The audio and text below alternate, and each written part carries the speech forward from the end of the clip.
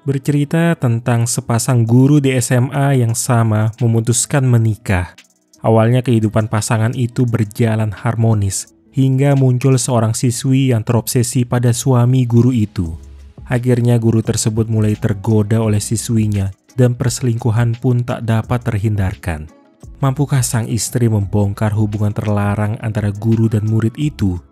Bersama saya Hendy, kita masuk ke alur cerita dorama berjudul Cinderella Complex.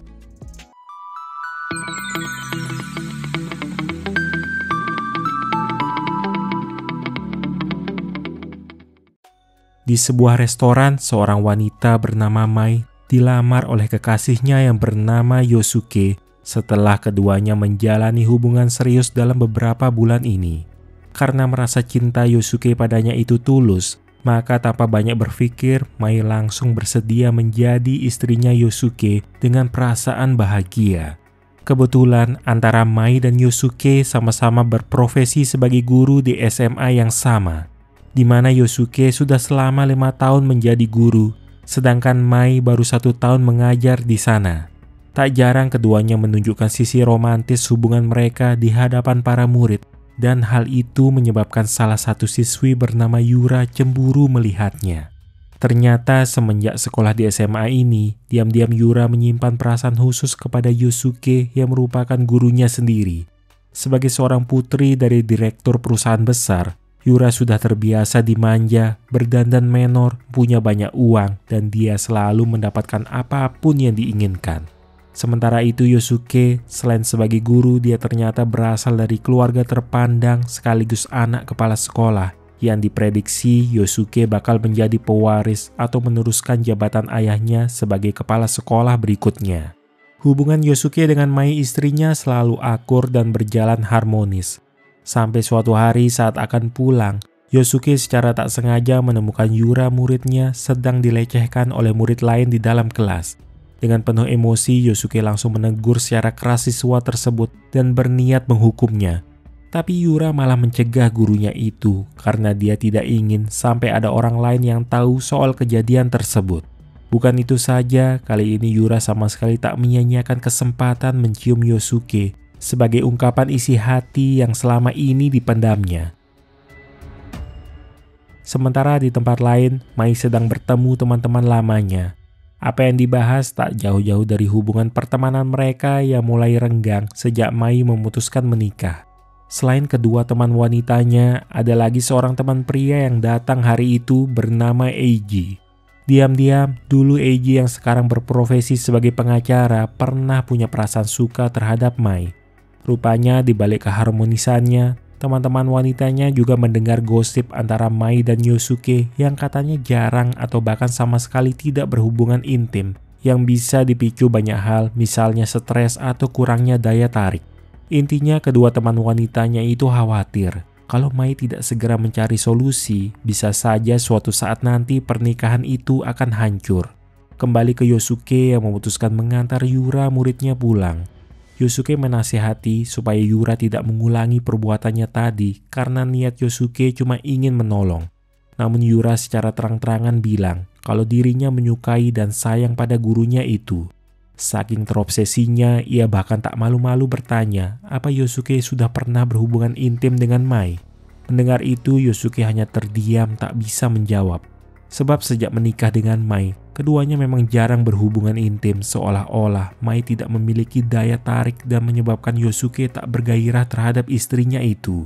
Saking agresifnya, Yura bahkan secara tiba-tiba membuka resleting celana Yosuke dengan cara memaksa menyentuhnya, karena dia berpikir perasaan mereka sama. Jadi Yura merasa dia bebas melakukan apapun terhadap gurunya itu. Begitu berhasil membuat Yosuke bergairah, mendadak Yura malah memutuskan pergi, meninggalkan Yosuke yang masih memikirkan kejadian itu. Sedangkan di rumah, Mai ternyata memikirkan juga perkataan teman-temannya kalau dia harus bisa tampil semenarik mungkin di depan suaminya, supaya suaminya jadi mau punya anak darinya. Tak lama kemudian Yosuke pulang. Dia cukup kaget melihat istrinya yang berpenampilan lebih seksi dari biasanya. Setelah sekian lama tak melakukannya, akhirnya mereka berdua bercinta. Tapi Mai tak mengetahui bahwa sebenarnya yang menyebabkan Yosuke mau berhubungan yaitu dipicu oleh sosok Yura yang terus terbayang di dalam pikiran Yosuke.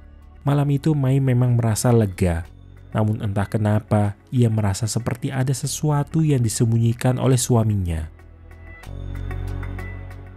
Keesokan hari di sekolah, saat melihat Yosuke dan Mai sedang dikerubungi oleh para murid, Yura mendadak jatuh pingsan.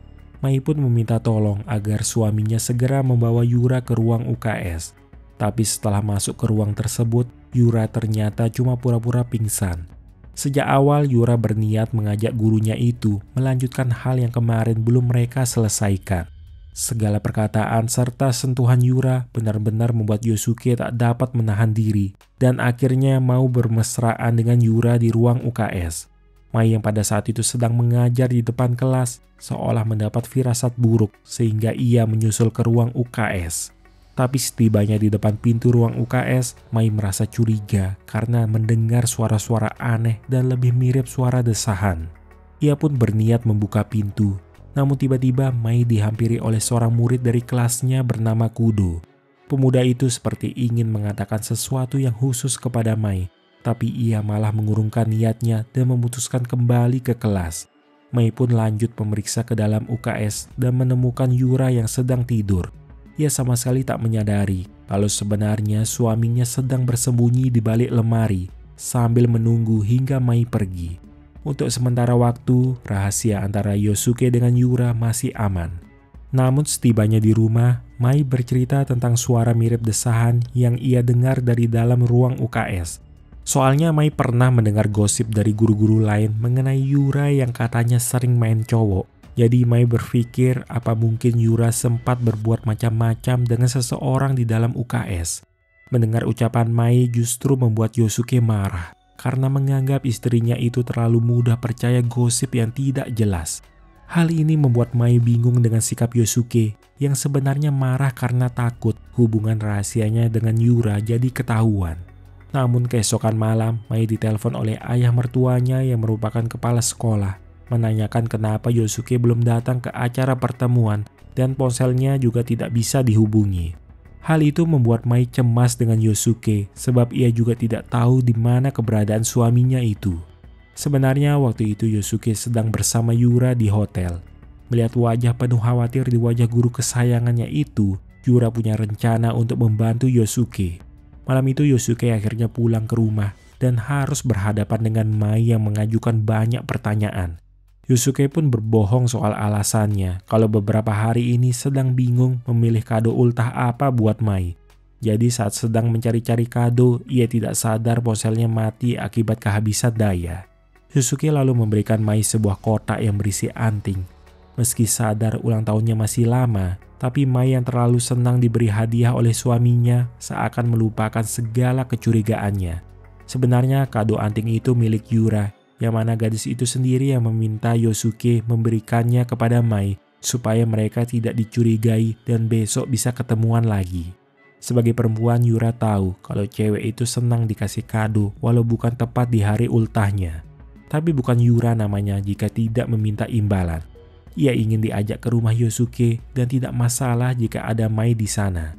Sebab Yura telah mempersiapkan obat tidur agar bebas melakukan apa saja walau ada Mai di rumah tersebut.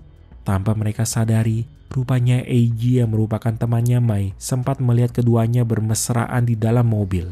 Tapi Eiji belum tahu kalau pria dewasa itu adalah suaminya Mai. Dan di malam itu, Yosuke menjalankan rencana yang telah ia susun dengan Yura. Dengan sengaja ia membawakan minuman wine yang sebenarnya telah dicampur obat tidur untuk Mai.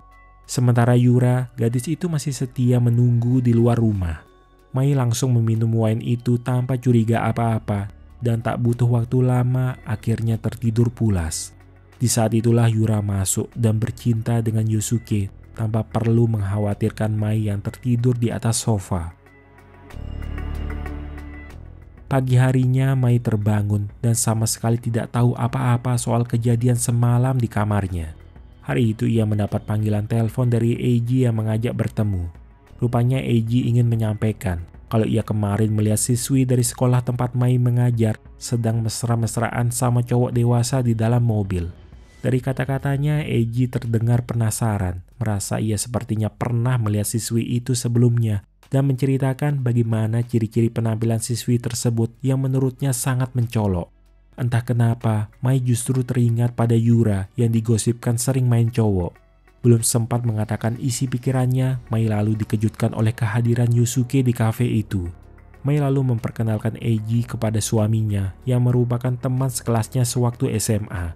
Akan tetapi, begitu melihat wajah Yosuke, Eiji langsung mengingat jelas bahwa Yosuke adalah si pria yang bermesraan di dalam mobil. Yosuke tak dapat menyembunyikan rasa kesalnya, langsung mengajak istrinya pergi. Meski Mai sudah berkata jujur, tapi Yosuke tidak mau mendengar alasan apapun karena mengira istrinya punya cowok simpanan, dan itu membuat Mai bingung harus bersikap bagaimana. Saat pulang, ia menemukan pin kelinci yang Mai ingat sama persis dengan milik Yura.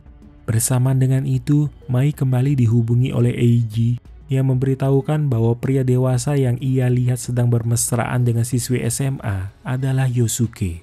Dari informasi yang diberikan Eiji dan dikaitkan dengan penemuan pin milik Yura di kamarnya, Mai jadi berpikir kalau suaminya telah berselingkuh dengan murid. Jika Mai ingin mencari kepastian, Eiji menyarankan Mai tetap hati-hati dalam bertindak agar Yosuke tidak merasa sedang dicurigai. Sesuai rencana, malam itu saat Yosuke sedang mandi, secara diam-diam Mai mengambil ponsel milik Yosuke, kemudian menyalin riwayat pesan ke dalam ponselnya. Dari obrolan antara Yosuke dengan Yura yang saling berbalas pesan mesra, menyebabkan Mai marah bercampur sedih, hampir tak percaya suaminya berani berselingkuh. Dari bukti-bukti yang ditemukan, hubungan antara Yosuke dengan Yura lebih parah dari yang mereka bayangkan, di mana keduanya sempat berkali-kali bercinta, baik di ruang UKS, hotel, dan bahkan di rumah Mai, setelah Yosuke mencampur obat tidur ke dalam wine yang diminum oleh Mai. Termasuk anting yang dihadiahkan Yosuke untuk Mai, itu juga sebenarnya milik Yura. Tapi Eiji menyarankan Mai tetap memakai anting itu, supaya Yosuke tidak sadar mereka sudah tahu perselingkuhannya. Semua ini membuat Mai merasa tak bisa memaafkan perbuatan suaminya dan memutuskan akan mengajukan cerai. Keesokan hari, Mai bersama Eiji diam-diam membuntuti Yosuke yang sedang kencan dengan Yura demi mengumpulkan bukti-bukti. Tapi yang tidak disadari oleh keduanya, ada seseorang yang juga mengawasi serta mengambil foto mereka atas perintah Yura. Dengan foto itu, Yura sengaja memanas-manasi Yosuke kalau Mai juga berselingkuh. Malam itu di rumah, Mai berusaha bersikap biasa menyambut kepulangan suaminya. Tanpa berkata-kata, Yosuke tiba-tiba menampar Mai. Apa yang membuatnya emosi jelas dipicu oleh bukti foto dan mengira Mai telah berselingkuh dengan Eiji. Mai yang masih mengalami syok cuma bisa pasrah menerima Yosuke yang terus menyalahkan serta memukulinya. Setelah kejadian itu, Mai memutuskan kabur dari rumah. Ia pergi menemui Eiji dan menceritakan tentang kekerasan yang diperbuat Yosuke padanya. Mai berpikir sepertinya ada orang lain yang diam-diam memotret mereka selagi bersama, sehingga Mai dituduh berselingkuh. Menurut Eiji ada sesuatu yang aneh. Ia menghubungkan foto tersebut dengan Yosuke yang tiba-tiba muncul menghampiri mereka saat di kafe, seolah-olah sudah tahu tempat tujuan Mai. Eiji lalu meminta Mai melepas kedua antingnya, kemudian memeriksa anting itu menggunakan ponselnya. Dari frekuensi sinyal yang dipancarkan oleh anting itu, Eiji menduga bahwa anting itu kemungkinan GPS yang sengaja dipasang Yura untuk mengawasi serta mengetahui dimanapun keberadaan Mai. Lalu orang yang memotret mereka kemungkinan adalah rekan Yura.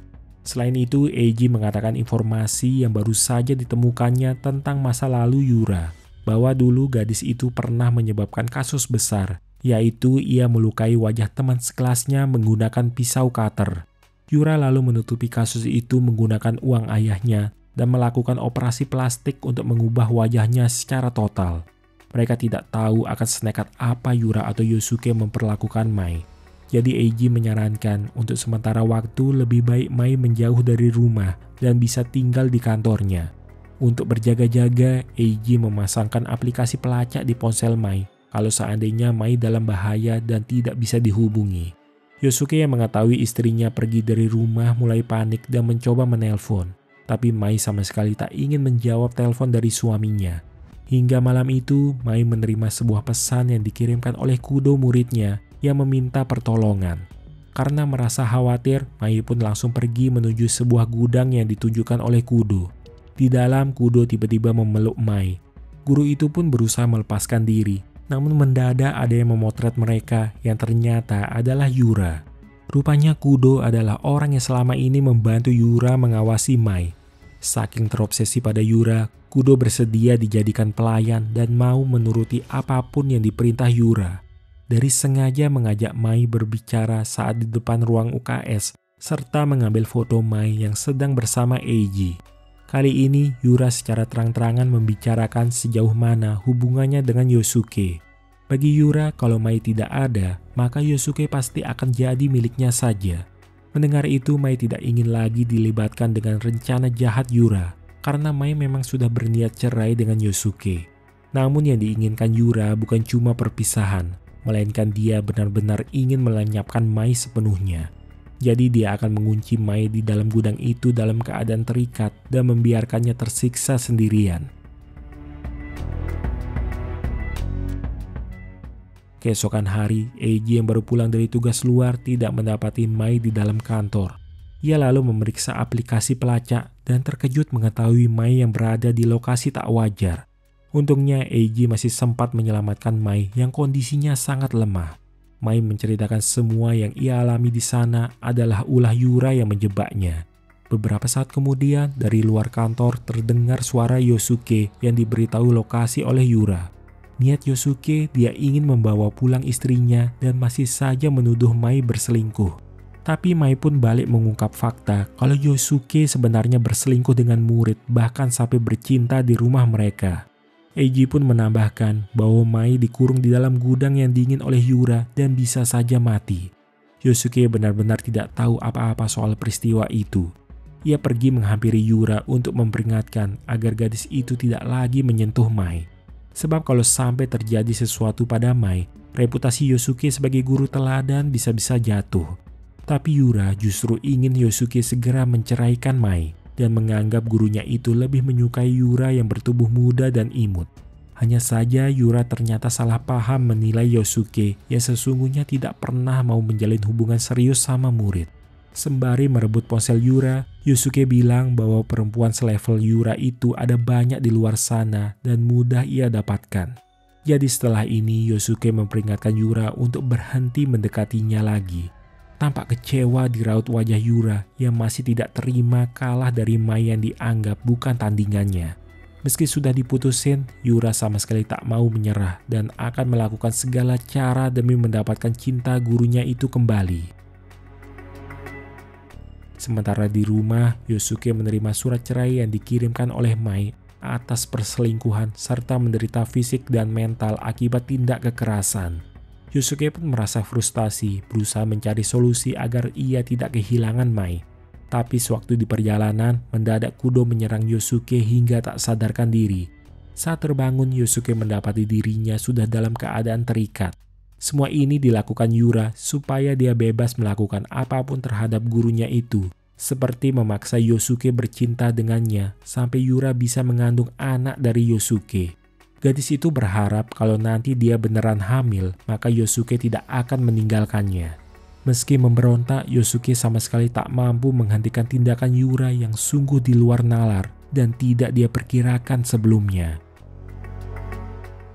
Di saat sedang pusing memikirkan masalah keluarganya, mendadak ayahnya datang ke rumah karena curiga dengan Mai yang beberapa hari tidak masuk kerja dan hari ini giliran Yosuke yang bolos kerja.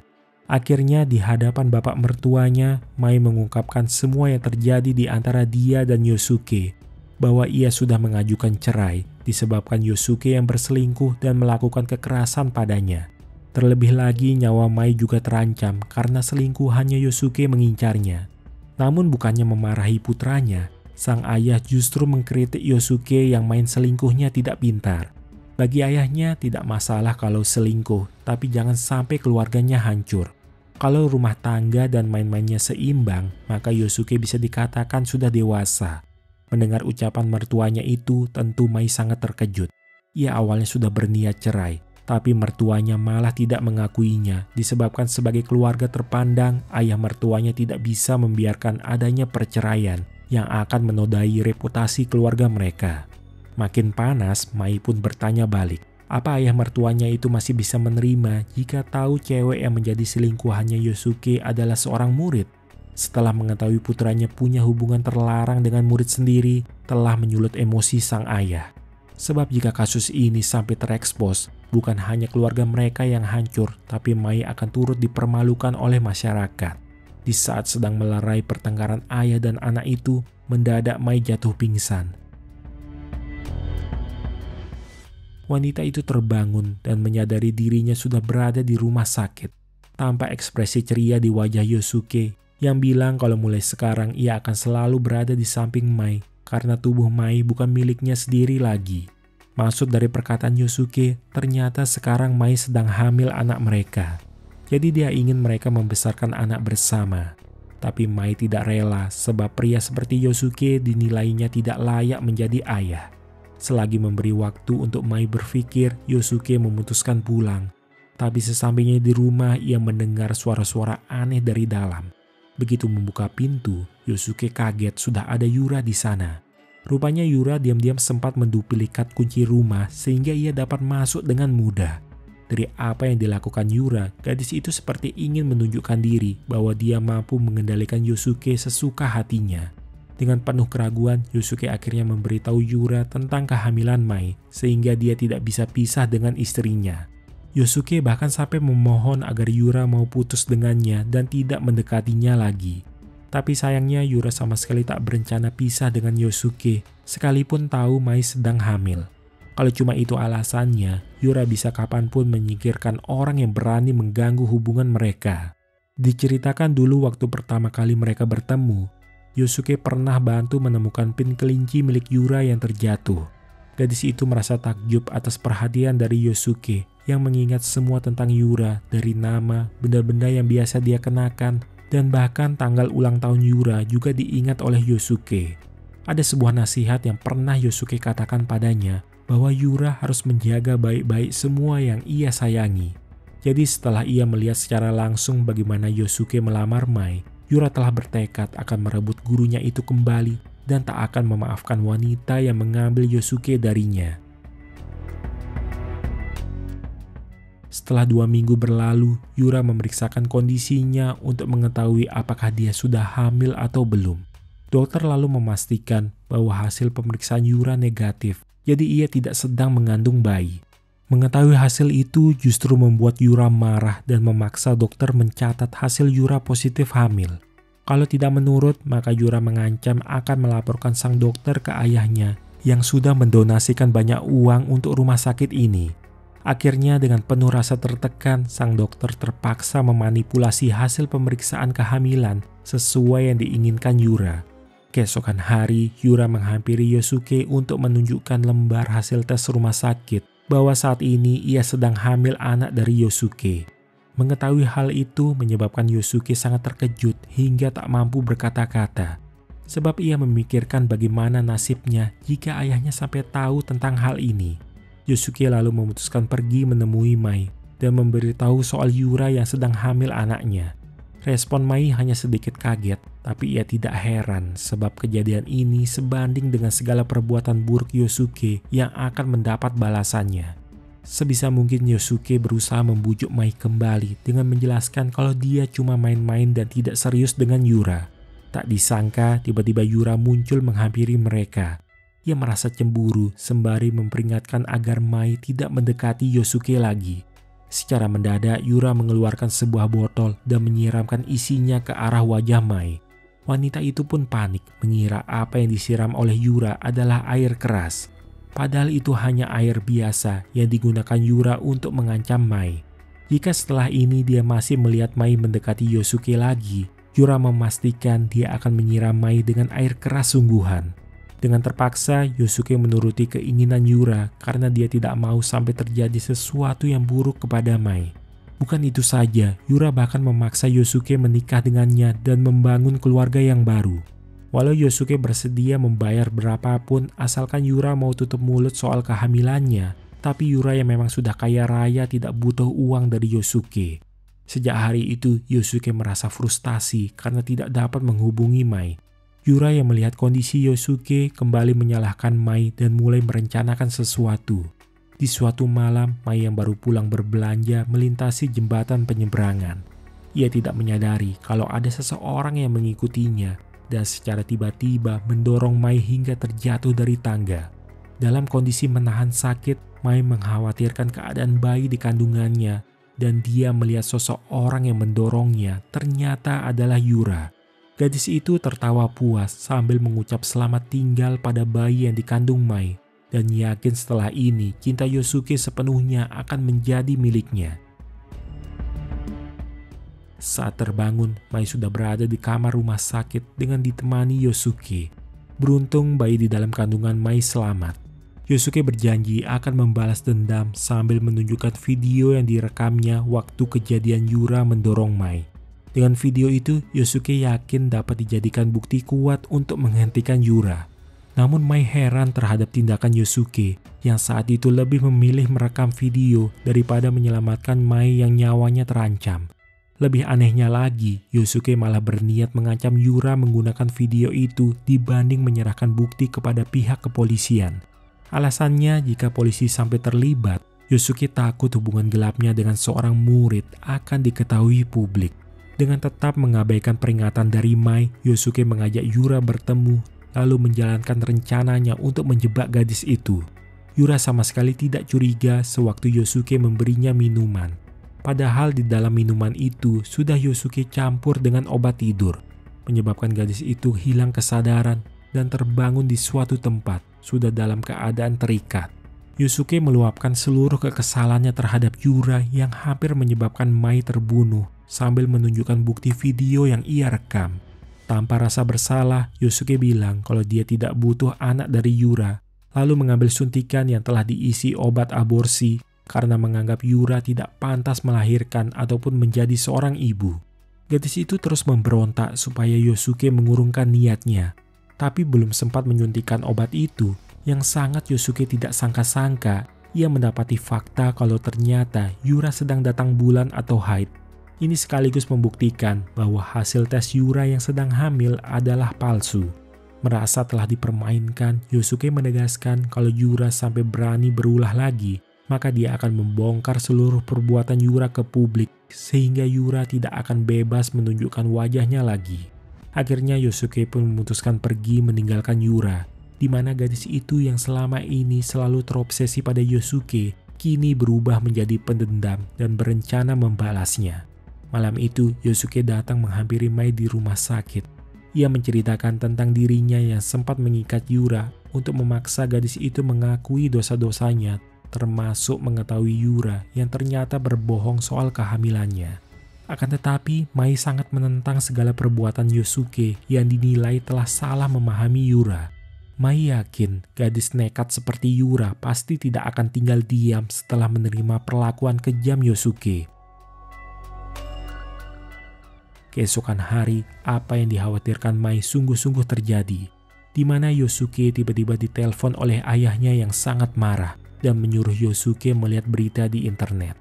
Rupanya telah tersebar video yang memperlihatkan wajah Yosuke secara jelas sedang bercinta dengan seorang murid.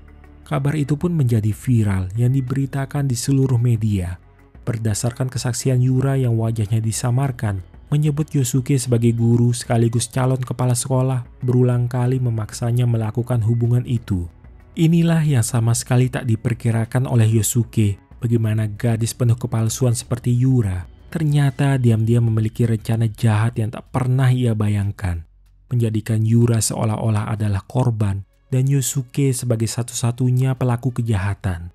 Bahkan video tentang Yura yang mendorong Mai di tangga pun tak lagi berguna. Skandal yang menghebohkan ini secara otomatis menghancurkan reputasi keluarga yang selama ini dibangun oleh ayahnya. Tidak peduli berita itu bohong atau sungguhan, begitu video itu tersebar, maka semua sudah berakhir. Yosuke pun harus pasrah menerima saat pihak kepolisian datang menahannya atas tuduhan penculikan dan pemerkosaan. Kabar itu membuat seisi sekolah hampir tak percaya Seorang guru teladan seperti Yosuke ternyata diam-diam berani melakukan pelecehan terhadap murid. Sedangkan Yura, sejak kejadian itu ia memutuskan pindah sekolah dan tidak diketahui di mana keberadaannya. Keesokan hari, Mai menjenguk Yosuke di penjara. Tapi maksud kedatangannya bukan karena khawatir apalagi berbaikan, melainkan Mai ingin menyerahkan formulir cerai yang harus ditandatangani oleh Yosuke. Meski semua berjalan sesuai keinginan Yura, Mai menyarankan agar Yosuke berhenti mencari-cari kesalahan orang lain. Sebab saat Yosuke menjalin hubungan dengan Yura, jelas dia melakukannya secara sadar dan tanpa paksaan. Jadi Mai berharap Yosuke mau mengakui kesalahannya dan menerima hukuman yang diberikan. Mai pun akhirnya pergi mengucap selamat tinggal, membiarkan Yosuke menangis sendirian dengan penuh rasa sesal di hatinya. Untuk sekarang, Mai memutuskan pulang ke rumah orang tuanya sambil mencari pekerjaan baru. Mai sadar kalau bukan karena pertolongan Eiji temannya, ia mungkin tidak akan mampu menghadapi masalah ini seorang diri. Eiji sebenarnya sudah coba menawarkan diri membantu Mai merawat anaknya nanti. Tapi Mai lebih ingin membesarkan anaknya sendirian dan dia tidak mau terus-menerus merepotkan Eiji. Setelah mengucap terima kasih, Mai melanjutkan perjalanan menuju kampung halamannya. 2 bulan pun berlalu setelah kejadian itu. Kini Mai menjalani hidup tenang dengan usia kandungannya yang semakin membesar. Saat di perjalanan, ia sempat berpapasan dengan perempuan bertopi yang membawa kereta bayi. Tapi Mai sama sekali tak mengenali bahwa perempuan bertopi itu sesungguhnya adalah Yura yang selama 2 bulan ini tak henti mencari-cari keberadaan Mai. Seperti yang dulu pernah diucapkan oleh Yura bahwa ia akan terus meneror Mai dan kemanapun Mai pergi, Yura akan selalu dapat menemukannya hingga Yura mencapai tujuannya untuk melenyapkan Mai seutuhnya. Cerita pun selesai. Sosok Yura di cerita ini adalah contoh pengidap sindrom Cinderella kompleks, yaitu gangguan kepribadian di mana seseorang sangat tergantung dengan orang lain sehingga nyaris tidak sanggup untuk hidup mandiri. Pengidap sindrom ini biasanya memiliki masa kecil yang dimanja sehingga tidak diajarkan untuk menerima kenyataan hidup. Mereka diberikan banyak harapan tentang kisah yang berakhir bahagia, tanpa mengetahui bahwa akhir yang bahagia adalah hasil dari proses panjang dari suatu upaya dan perjuangan. Semoga kalian bisa memetik hikmah dari kisah ini. Terima kasih telah menonton dan sampai jumpa di kesempatan lainnya.